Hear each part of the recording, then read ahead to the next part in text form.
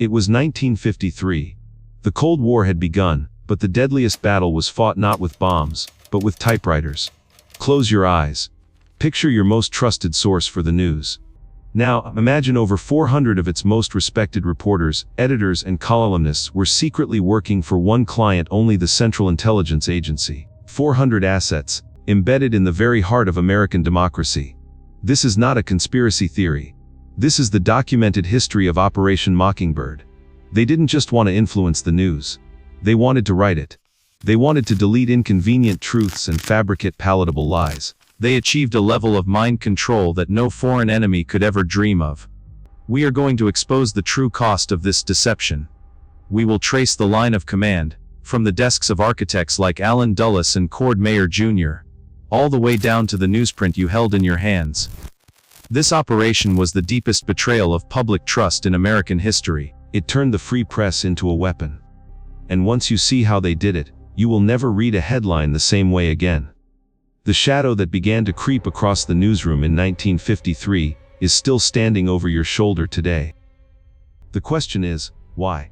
Why would the very government sworn to uphold the First Amendment turn its instruments of intelligence against its own people? The answer lies in the paranoia of the early Cold War. By 1950, the fear wasn't just of Russian missiles, it was of Russian ideas. The Soviets were masters of propaganda, flooding the globe with disinformation designed to destabilize the West. The Central Intelligence Agency, or CIA, formed just 3 years prior, had a singular, immediate mission to fight fire with fire. Enter Allen Dulles. Not just an intelligence chief, but a Cold War titan. Dulles was appointed director of the CIA in 1953. He saw the world in absolute black and white. For him, the media was simply another theater of war. He believed that if America wanted to win the war for hearts and minds, it needed a megaphone that was both massive and invisible. His mandate was simple, yet terrifying: create a propaganda machine that looked, sounded, and felt like legitimate news, thus cloaking the hand of the state. Dulles assigned the operational task to Frank Wisner, a man nicknamed the Mighty Wurlitzer for his ability to make any organization play his tune. Wisner was the original architect of the plan. His Office of Policy Coordination, or OPC, was initially designed to handle foreign covert operations, but Wisner quickly realized a crucial fact: to make a lie believable abroad, it first had to appear credible at home. The information had to flow through American media channels to gain the necessary legitimacy before being regurgitated by foreign outlets. This was the first major step toward domestic infiltration, blurring the line between foreign espionage and betrayal at home. The recruitment process was silent, precise, and ruthless. They weren't hiring low-level stringers, they were targeting established figures. Bureau chiefs, Pulitzer Prize winners, network executives. Many were recruited through patriotic appeals, convinced they were serving their country against a greater evil. Others were simply bought. The price of their integrity varied, but the effect was consistent. 400 trusted voices now spoke for the shadows. As the program matured, Cord Meyer Jr. took the reins, perfecting the system of cultural and media manipulation. Meyer, himself a former leader of a CIA-funded front group, understood how to move money and influence through legitimate-looking organizations. Under his direction, the operation grew beyond simple news articles, financing academic journals, student organizations, and cultural foundations, all serving as conduits for CIA-generated narratives. The scale was breathtaking, reaching every corner of public discourse. This was no small-scale eavesdropping. This was the creation of a massive, self-sustaining echo chamber, where the CIA's version of the truth was amplified, repeated, and normalized, becoming the accepted reality. The architects had succeeded in building the ultimate propaganda tool, one hidden behind the shield of free speech. But the real question remains: how did they actually force 400 men and women to betray the American public without anyone noticing for decades? The methods were simple, elegant, and chillingly effective. Now that we understand the architect's motive, the deep-seated Cold War paranoia, we must confront the cold, clinical reality of how Operation Mockingbird actually worked. This was not a blunt instrument, it was a surgical blade, used to implant specific narratives directly into the American bloodstream. The system operated on a simple exchange: the CIA needed credibility, and the journalists needed exclusive content. The operative, often acting as an anonymous reliable source, would meet with the journalist in quiet hotel rooms, smoky back alleys, or even the basement of a major network. The operative wasn't handing over money, they were handing over information. They offered genuine, classified intelligence, a detail about a Soviet nuclear submarine, a warning about a Chinese political shift, all designed to make the journalist look brilliant, connected, and indispensable. But these leaks always came with a hidden clause. They were often laced with a piece of CIA-approved disinformation that the journalist, hungry for the scoop, was expected to plant. Take the case of Joseph Alsop. A towering figure in political column writing, Alsop was known for his access and his authoritative, uncompromising voice. Documents suggest that Alsop maintained an intimate, long-standing relationship with the agency.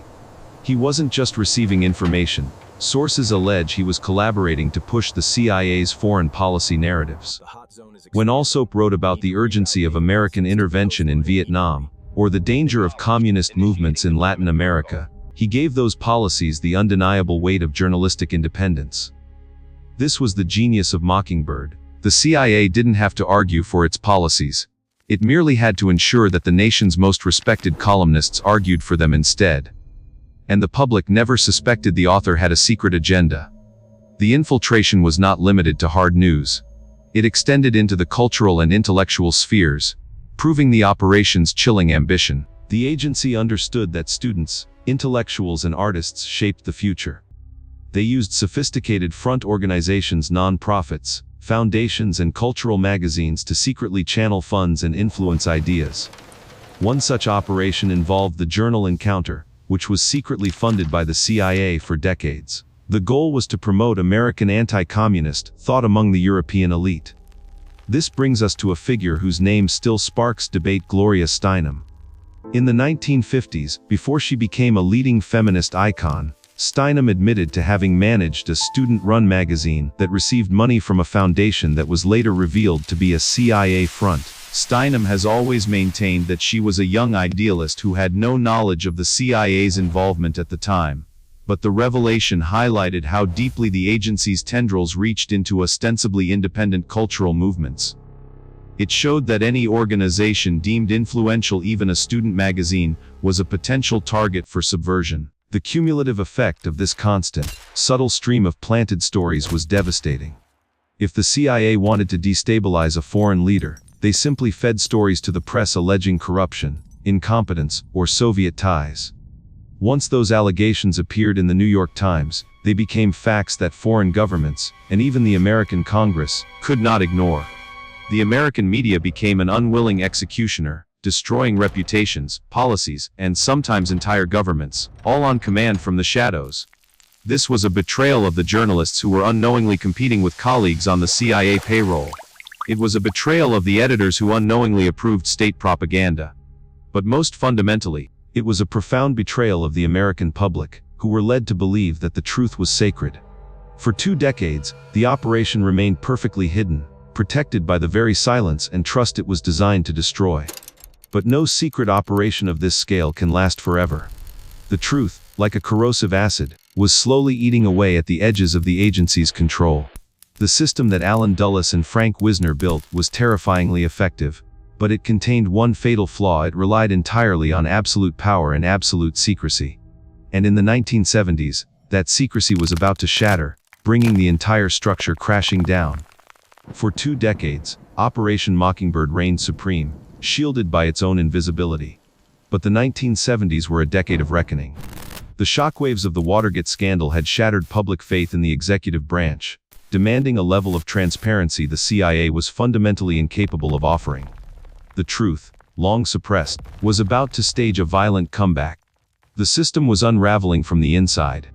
Agents who had spent years manipulating narratives were now struggling with the moral corrosion of their work. They saw that the lies they planted to fight the Soviets were now being used domestically, warping American policy and discourse. This internal dissent finally found its external champion in 1975. Enter Frank Church, the Democratic senator from Idaho. Church was given the mandate to chair the Senate Select Committee to study governmental operations with respect to intelligence activities, now famously known as the Church Committee. This was the first time in history that the inner workings of the CIA and FBI were exposed to public scrutiny. The agency's leadership fought the investigation with every tool they possessed, claiming national security would be destroyed.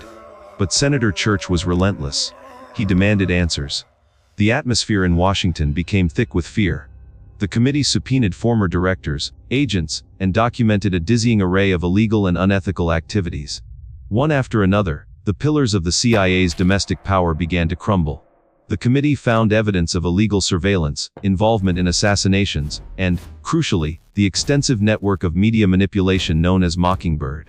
The release of the committee's findings was a national trauma. The public was told that their government had not only spied on them, but had actively manipulated their most trusted news sources.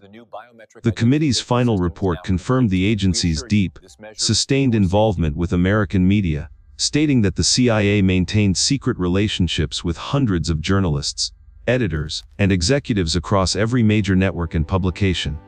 The report was careful, but the implication was devastating. The truth was for sale. The architects, the men like Dulles and Frank Wisner, were gone, but the damage remained. The legal consequence was swift and unavoidable. Under immense pressure, the CIA was forced to act. In 1976, the agency issued an official directive from then-Director George Herbert Walker Bush. The directive explicitly prohibited the agency from entering into any paid or contractual relationship with any full-time or part-time news correspondent accredited to a United States news service, newspaper, or periodical. This directive was a formal, chilling admission of guilt. The government was, in effect, admitting, yes, we did it, and now we promise to stop. But the psychological damage was irrevocable. The revelation of Mockingbird didn't just end one operation, it destroyed public faith in the entire institution of journalism. If Joseph Alsop, the celebrated columnist, could allegedly be compromised, who couldn't be? The American public, once united by a belief in a shared reality, was suddenly splintered by suspicion. Every major headline, every foreign policy decision, was now viewed through a lens of profound doubt. This was the final, devastating win for Operation Mockingbird. Even as it was dismantled, it left behind the greatest weapon of all: paranoia. The seeds of distrust sown by Cord Meyer Jr. and his operatives decades before blossomed into a pervasive, institutional crisis. The operation may have been officially shut down, but the shadow it cast over the truth only grew longer, creating an environment where the American people no longer knew who to trust, a problem that continues to define our public life today. The official directive was signed. The committees were disbanded. The CIA promised to stop weaponizing American journalists. But the closure of Operation Mockingbird did not mean the problem was solved.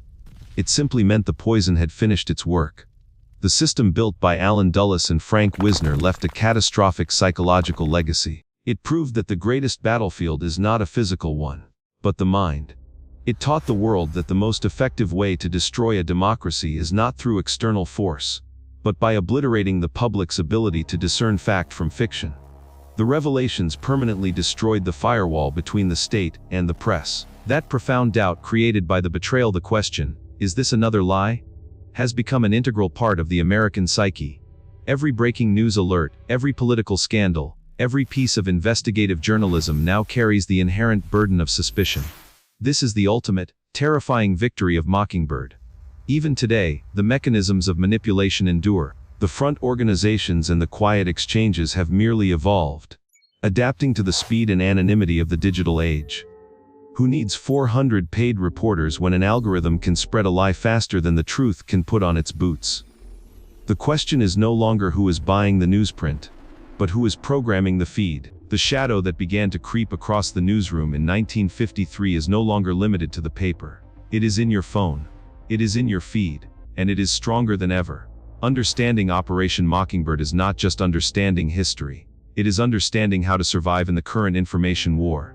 This is Secret Files. Subscribe now, and never stop looking for the truth behind the headline.